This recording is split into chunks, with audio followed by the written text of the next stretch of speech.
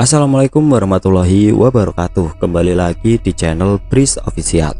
Untuk kisah kali ini masih melanjutkan dari kisah yang sebelumnya, yaitu sebuah kisah tentang masa lalu keluarga Fikran.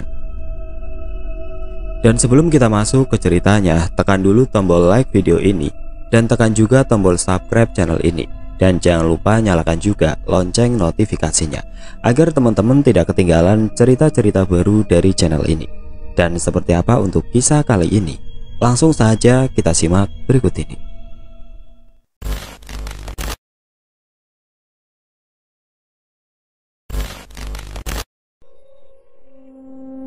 Besok paginya Yana tidak melihat papanya di kamar dan Yana sangat khawatir. "Mas, papa kok dari semalam belum pulang?" kata Yana. "Mungkin ada urusan dengan kepala desa," kata Rio yang sedang membaca koran. "Mah, Fikran pergi main ke rumah Rian dulu ya," kata Fikran. "Jangan mandi di danau lagi," teriak Rio. "Iya pak," kata Fikran lalu pergi. Di perjalanan menuju rumah Rian, Fikran bertemu dengan seorang wanita cantik. Lalu wanita itu menghampirinya. "Kamu tahu nggak rumah Pak Rio dan Bu Yana?" tanya wanita itu. "Tahu, itu nama papa mamaku. Emang ada apa?" kata Fikran. Wanita itu lalu memeluk Fikran, kemudian menangis. Fikran tentu saja kaget, antara senang karena dipeluk wanita cantik dan takut wanita itu adalah setan. Kenapa kamu memelukku?" kata Fikran mencoba melepaskan pelukan wanita itu. "Ini aku saudari kembarmu, Fitriani," kata Fitriani. "Jangan bohong, Fitriani, kata ibu aku sudah dibawa oleh bidan saat ibu aku selesai lahiran," kata Fikran. "Aku saudaramu Fikran. Bidan itu telah mengakuinya bahwa dia bukanlah ibu kandung aku. Ibu kandung aku ada di sini," kata Fitriani. Karena masih ragu atas pengakuan Fitriani, Fikran langsung mengajak Fitriani ke rumahnya. Sampailah mereka di rumah. Dilihatnya Yana yang sedang menjemur pakaian, sedangkan Rio sedang mengusir burung di belakang rumah. "Mama," kata Fitriani. Yana seketika menoleh dan menatap ke arah wanita yang memanggilnya dengan sebutan mama. Yana lalu berjalan perlahan ke arah Fitriani. "Mama," kata Fitriani yang sudah berlinang air mata. Lagi-lagi wanita itu memanggilnya dengan sebutan mama. Yana kemudian memeluknya. Begitu erat pelukan itu, sedangkan Fikran yang melihatnya hanya kebingungan.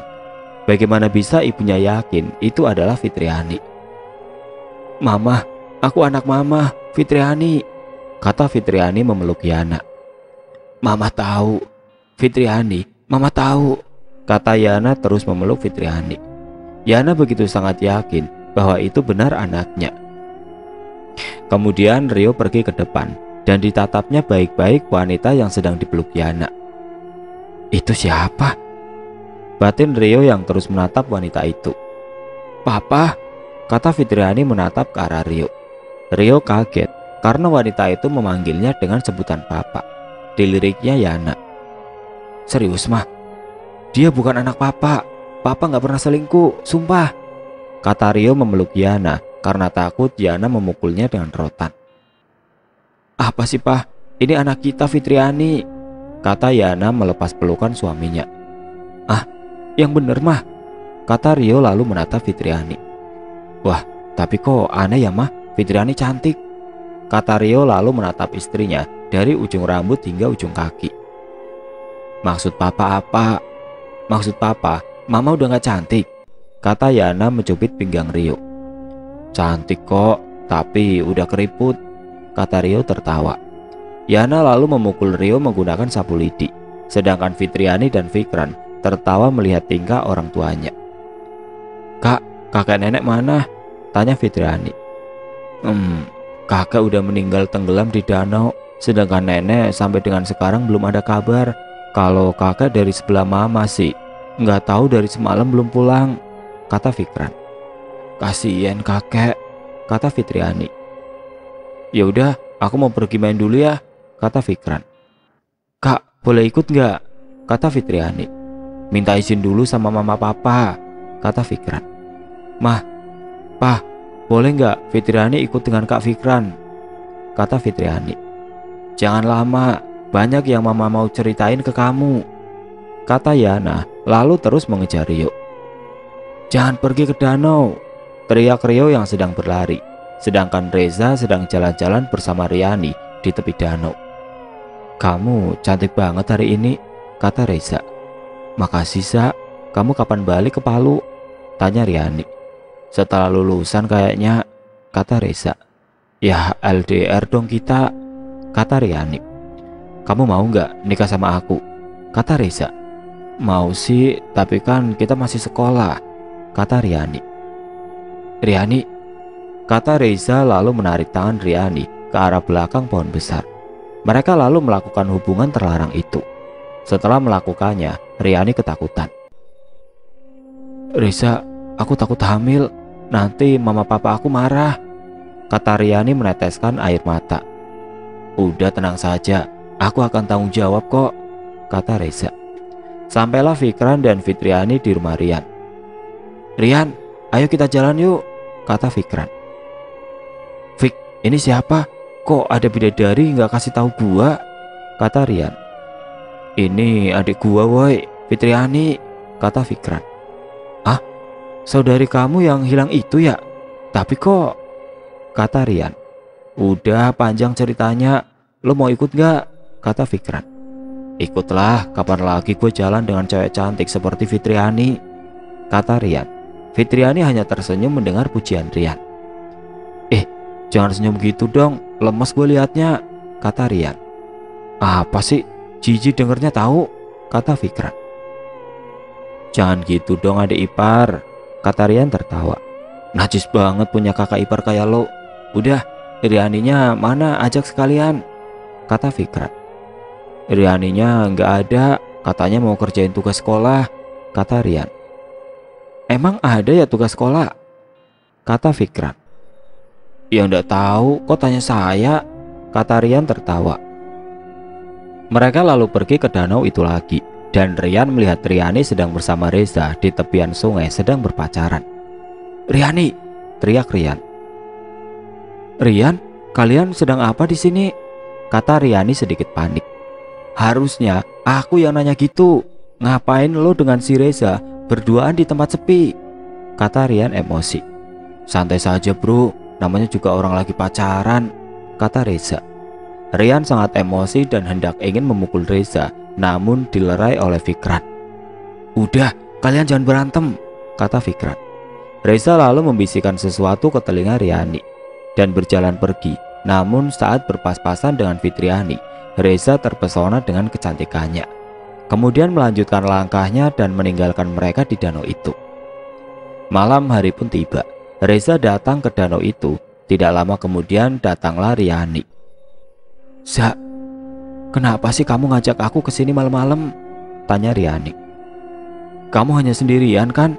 Rian gak tahu kan kamu kesini? Kata Reza. Iya Za, emang kenapa? Kata Riani. Aku tertarik dengan wanita tadi yang bersama dengan Fikran. Aku mau kita putus Riani, kata Reza. Aku gak mau Reza, kamu udah ngehamilin aku, masa kamu ninggalin aku sih? Kata Riani menangis. Maaf, tapi aku gak bisa, aku suka sama cewek tadi, kata Reza. Riani yang merasa kesal menampar Reza beberapa kali. Merasa kesakitan, Reza pun kesal lalu memukul Riani, lalu mendorongnya ke danau. Za, tolong, kata Riani mencoba berenang. Riani berteriak, namun karena dia tidak bisa berenang, akhirnya dia pun tenggelam. Anto yang dari tadi mengikuti anaknya, lalu mendengar suara teriakan dari arah danau. Anto kehilangan jejak Riani karena ia diajak bicara salah seorang warga. Dia lalu melihat Reza di tepian danau dan dilihatnya seksama ada yang tenggelam di danau itu. Anto lalu berlari ke arah Reza dan tanpa pikir panjang, Anto meloncat ke dalam air. Betapa kagetnya Anto, ternyata yang ditolongnya itu adalah Riani anaknya sendiri. Saat mencoba membawa tubuh Riani ke tepian, kakinya seperti ada yang menggenggam. Anto tidak bisa melawan karena ia sedang menahan tubuh Riani. Kamu, tolong tarik Riani, kata Anto lalu mendorong tubuh Riani ke tepian danau. Sedangkan Anto kemudian tenggelam karena ditarik lebih jauh ke tengah danau. Reza sangat panik karena dia takut dijadikan tersangka. Kemudian diinjaknya tubuh Riani agar kembali tenggelam. Lalu Reza pergi dari danau itu. Reza lalu pulang meninggalkan danau itu. Jihan yang sedang mencari Anto suaminya bertemu dengan Reza. "Dek, kamu teman Rian kan?" tanya Jihan. "Iya tante, emang ada apa?" kata Reza. "Kamu lihat Riani nggak? Sama bapaknya Rian juga?" tanya Jihan. "Nggak lihat tante. Tante, aku pergi dulu ya," kata Reza lalu berjalan meninggalkan ibu Riani. Reza lalu pergi ke rumah neneknya. "Za, kamu dari mana saja nak? Nenek udah khawatir tahu," kata nenek Reza. "Nek, aku mau pulang malam ini juga," kata Reza mengemas bajunya ke dalam tas. "Ada apa Reza? Terus sekolah kamu? Kenapa tiba-tiba kamu mau pulang?" tanya nenek Reza. "Reza mau pulang dulu nek, tahun depan Reza balik lagi ke sini," kata Reza lalu mencium pipi kanan neneknya itu.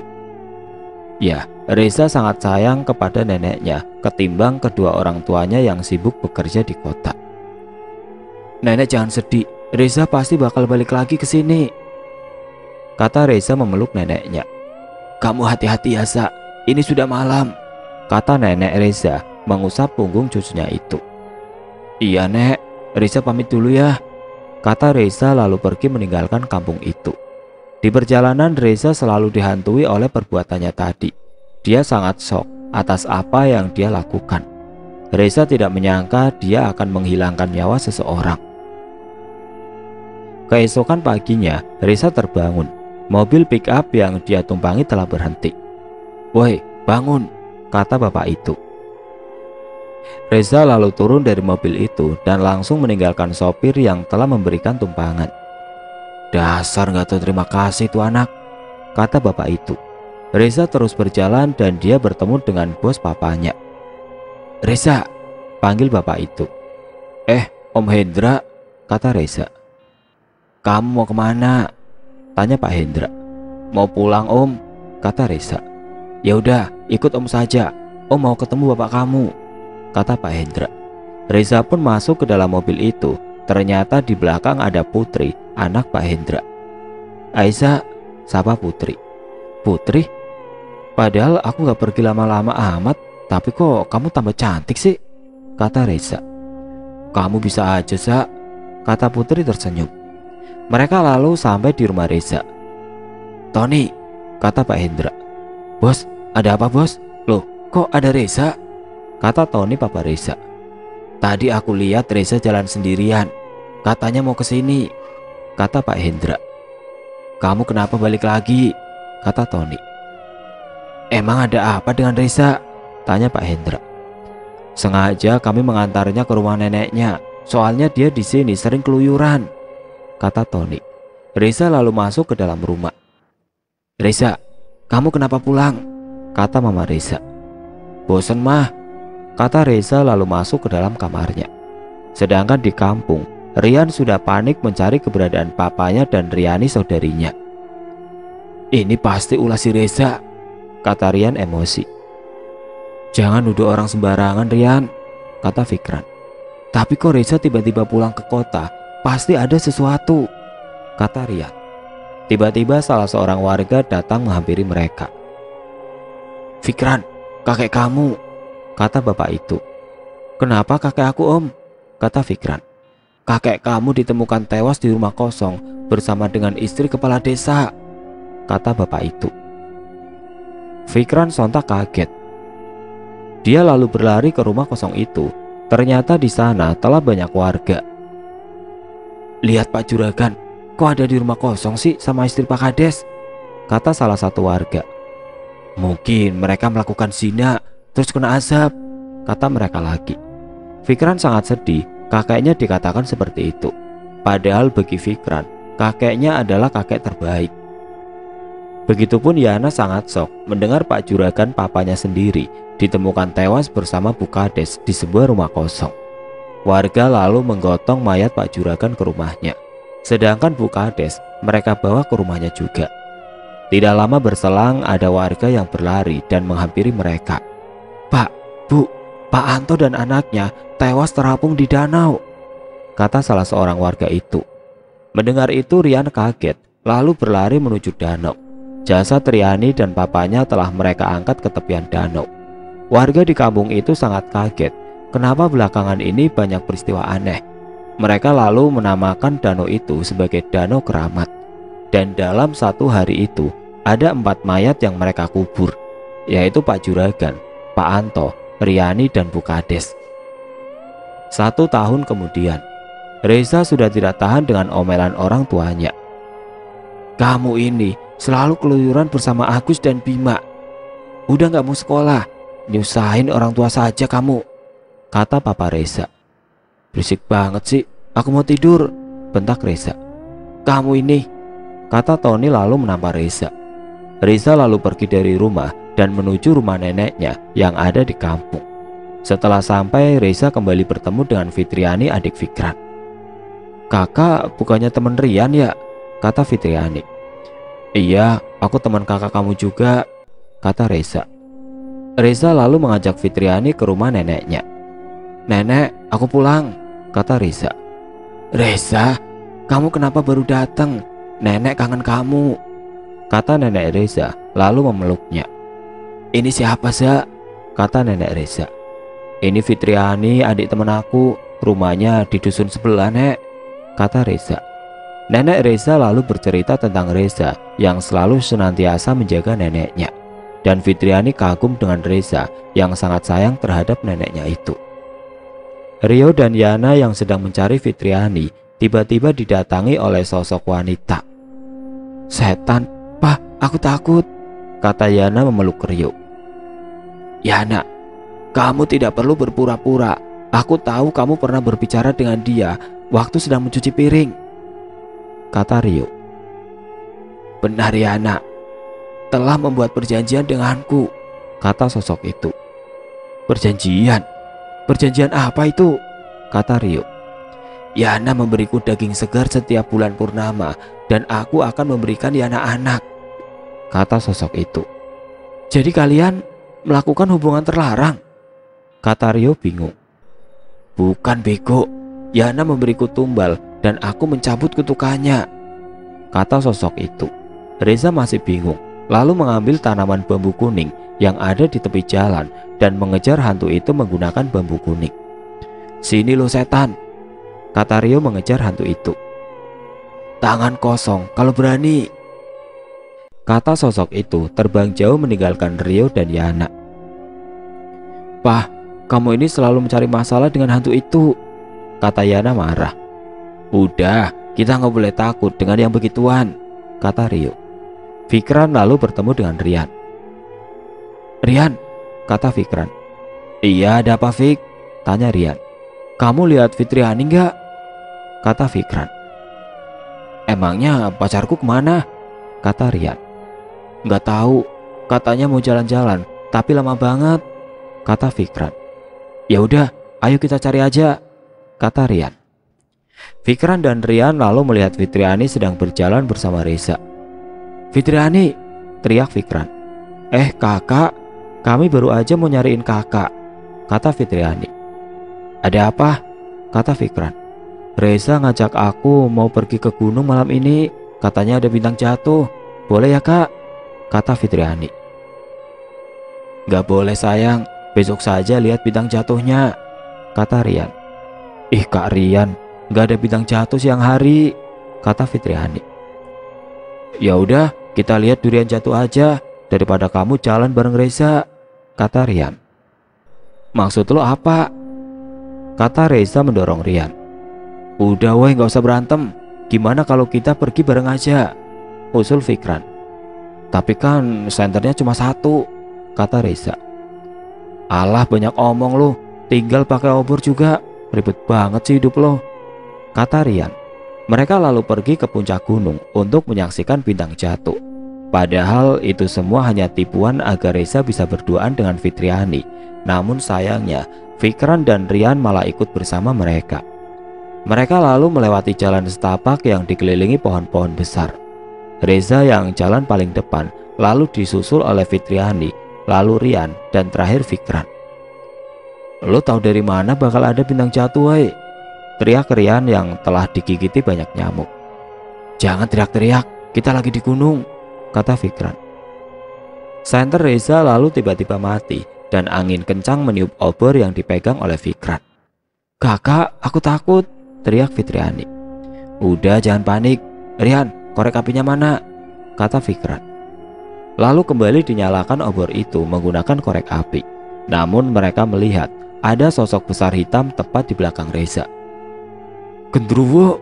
teriak Rian. Mereka lalu berlari turun ke bawah. Fikran terus memegang tangan adiknya. Mereka kembali dikagetkan sosok kuntilanak yang sedang duduk di batang pohon yang telah tumbang. Mereka lalu turun ke bawah jurang. Fitriani sangat ketakutan dan terus memegang tangan Fikran. "Dasar Reza bego, katanya mau lihat bintang jatuh, tapi dari tadi setan mulu yang kita lihat," kata Rian kesal. "Gawat, aku baru ingat ini malam Jumat, sedangkan bintang jatuh itu waktunya malam Minggu," kata Reza. "Bego amat sih lo, pantesan kita dari tadi ketemu setan mulu," kata Rian. Mereka tidak sadar bahwa mereka telah berpisah dengan Fikran dan Fitriani. "Gara-gara lo nih kita tersesat," kata Rian. "Sial, kenapa sih gue gak tersesat bareng Fitriani saja?" kata Reza. "Itu istri gua woi," kata Rian. "Ngimpi, sadar diri woi, muka lo kayak monyet," kata Reza. Lalu dari arah belakang mereka, sosok pocong meloncat ke arah mereka yang sedang bertengkar. Mereka lalu kaget. Rian langsung jatuh dan berpura-pura pingsan. Sedangkan Reza pergi berlari entah kemana. Pocong itu lalu meloncat mendekati Rian. Nafas Rian begitu berat, badannya gemeteran. Pocong itu kemudian melayang dan duduk di atas pohon dan terus menatap Rian dengan bola matanya yang hanya berwarna putih saja. Ketika merasa sudah aman, Rian lalu bangkit. Namun saat dia menoleh ke belakang, pocong tadi telah melayang. "Woi, lu loncat aja, ngeri kali lihat pocong terbang," teriak Rian lalu berlari. Namun setiap jalan yang dia tempuh, ada saja sosok yang mengganggunya. "Nyerah gue woi, kenapa cuman gue yang kalian kejar?" kata Rian ngos-ngosan. Dari arah belakang, pocong terus mendekatinya dari arah kanan. Sosok genderuwo menatapnya dari kegelapan. Dari depan, sosok wanita yang tidak mempunyai kepala. "Main kok keroyokan," kata Rian di sela-sela ketakutannya. Namun saat sosok wanita tanpa kepala itu berlari ke arahnya, Rian langsung jatuh pingsan. Sedangkan Fikran telah sampai di bawah lebih dulu bersama dengan adiknya. "Kamu nggak apa-apa kan?" kata Fikran. "Enggak kok kak, tapi mereka berdua," kata Fitriani. "Udah mereka cowok, bisa jaga diri, besok juga paling datang ke rumah," kata Fikran. Mereka lalu pulang ke rumah. Dilihatnya papa dan mamanya berada di depan pintu. "Dari mana saja kalian berdua? Kamu kan papa sudah suruh nyariin Fitriani, tapi kenapa baru sampai?" kata Rio. "Kami habis dari gunung Pak, sama Reza dan Rian juga," kata Reza. "Ada bintang jatuh," kata Fikran. "Apa? Jadi adik kamu malam-malam begini kamu ajak ke gunung? Dasar anak nakal," kata Rio lalu menampar Fikran. "Pah, jangan tampar kakak, ini salah Fitriani," kata Fitriani. "Kamu masuk," kata Rio. Fitriani lalu masuk ke dalam kamarnya, sedangkan Fikran terus-terusan dimarahi oleh Rio karena tidak becus menjaga adiknya. "Lalu di mana Rian dan teman kamu yang satu itu?" kata Rio. "Mereka masih di gunung Pak," kata Fikran menundukkan kepalanya. "Kalian ini," kata Rio lalu pergi mengambil senter dan parang. "Papa mau kemana?" kata Fikran. "Mau jemput mereka berdua di gunung," kata Rio. "Fikran ikut Pak," kata Fikran. "Gak usah, kamu tidur saja. Kalau mama kamu bangun, bilang papa ada urusan," kata Rio lalu pergi ke gunung itu. Dilihatnya sekeliling sangat gelap gulita dan suhunya sangat dingin karena terdapat banyak pohon-pohon besar. Rio lalu menyusuri ke bawah jurang dan ternyata dilihatnya Rian sudah tergeletak di tanah tidak sadarkan diri. "Rian, bangun Rian," kata Rio membangunkannya. Lalu Rio mencari-cari daun yang sangat menyengat dan ditempelkannya ke hidung Rian. Benar saja Rian lalu membuka matanya. Namun Rian begitu kaget melihat bapak-bapak yang sedang memegang parang di depannya. "Tolong, malaikat maut!" teriak Rian mencoba berlari, namun dengan cepat Rio menariknya di baju. "Rian, ini aku Papa Fikran," kata Rio. "Om Rio, kirain malaikat maut," kata Rian. "Udah, ayo kita pulang. Teman kamu yang satunya mana?" kata Rio. "Nggak tahu om, dimakan genderuwo kali," kata Rian. "Ayo kita cari dia dulu," kata Rio. "Biarin aja om, kita pulang aja yuk," kata Rian. Mereka lalu mencari Reza dan saat mereka melewati pohon beringin, Reza sedang duduk dengan posisi memeluk kedua lututnya. "Woi, Reza, ngapain lu duduk di situ? Ayo pulang," kata Rian, lalu menarik tangan Reza. "Rian, tunggu, itu bukan Reza teman kamu," kata Rio. Rian kembali menoleh ke arah Reza dan benar saja sosok itu telah berubah menjadi nenek-nenek. Sosok itu menggenggam tangan Rian. "Om, tolong!" teriak Rian sambil loncat-loncat. Lalu sosok itu memeluk Rian yang menambah ketakutan Rian. Kemudian Rian jatuh pingsan untuk yang kedua kalinya. "Mama, itu bukan cucu mama," kata Rio. Ternyata itu adalah sosok nenek Fikran yang dibunuh oleh Pak Juragan. "Mah, aku mau tanya, kenapa mama bisa meninggal?" kata Rio. Namun sosok itu kembali masuk ke dalam pohon beringin. Rio sangat sedih karena tidak bisa bercerita dengan mamanya yang telah meninggal. Namun genderuwo datang untuk menakut-nakuti mereka. Sosok besar itu mendekat ke arah Rio. Rio lalu mengeluarkan parangnya, namun sosok itu tetap mendekat dan matanya semakin melotot. "Dasar gorila, sini lo," kata Rio lalu memasang kuda-kudanya. "Mari, sini lo, gua sunat lo," kata Rio. Sosok itu lalu berhenti dan terus menatap Rio. Namun tiba-tiba dari arah belakang, sosok tanpa kepala memeluknya.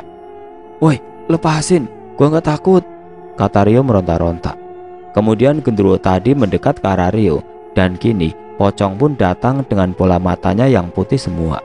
Rian tiba-tiba sadarkan diri dan melihat Rio tengah dikerumuni setan. "Astaga, mending aku pingsan saja," kata Rian lalu memejamkan matanya kembali. "Woi, lepasin gua." "Ketek lo bau banget," kata Rio kesal. Sontak pocong yang mendengar perkataan Rio sedikit tertawa. "Nggak usah ketawa lo, hantu bungkus," kata Rio kesal. Rio lalu memejamkan matanya dan sosok yang memeluknya itu terpental ke belakang. Rio yang bebas selalu mengambil parangnya dan mengayunkan parang itu ke arah sosok yang memeluknya tadi. Namun sosok itu kemudian menghilang. Dengan amarah yang masih membara, Rio menatap ke arah pocong itu. Pocong itu kemudian ingin terbang, namun Rio dengan cepat menariknya hingga jatuh ke tanah. Rio mengayunkan parangnya, namun dengan cepat pocong itu berguling ke samping. "Dasar hantu bungkus," teriak Rio lalu menarik kain bagian kaki pocong itu. Diseretnya pocong itu ke arah jurang. Lalu Rio menendangnya, namun pocong itu langsung terbang dan menghilang. Merasa belum puas, ia kembali menoleh ke arah genderuwo tadi. "Woi, gorila!" teriak Rio lalu mengayunkan parangnya ke batang pohon. Genderuwo itu lalu menatap Rio dengan mata melotot lalu menghilang. Merasa sudah aman, Rio lalu membangunkan Rian. "Rian, bangun, ayo pulang," kata Rio. "Saya tanya om," kata Rian. "Udah gak ada, ayo, om udah ngantuk." Mereka lalu turun dari gunung itu dan mereka lalu pergi ke rumah nenek Reza. "Nek, Rezanya ada," kata Rian. "Rezanya udah tidur nak, emangnya ada apa?" kata nenek Reza. "Kurang ajar itu anak," batin Rian. "Gak apa-apa nek, ya udah kami pulang dulu," kata Rian. Lalu Rio mengantar Rian ke rumah Jihan. "Rian, kamu bikin mama khawatir tahu. Kamu dari mana saja?" kata Jihan. "Rian dari jalan mah," kata Rian menundukkan kepalanya. "Bohong, mereka habis dari gunung. Katanya mau lihat bintang jatuh," kata Papa Fikran. "Buset, om kenapa dibocorin sih?" kata Rian. "Kamu ini Rian, pasti mendiang papa kamu bakal tampar kamu jika kamu begini," kata Jihan. "Biar aku yang wakilin Jihan," kata Rio lalu menampar Rian, namun pelan. Kok aku ditampar sih Om? Kata Rian. Itu karena kalian nyusahin Om malam ini, kata Rio tertawa. Ya sudah Jihan, aku pergi dulu. Kalau mau pukul Rio pakai rotan, silahkan yang banyak juga, gak apa-apa, kata Rio lalu pergi meninggalkan mereka. Iya mas, makasih udah bawa Rian pulang, teriak Jihan.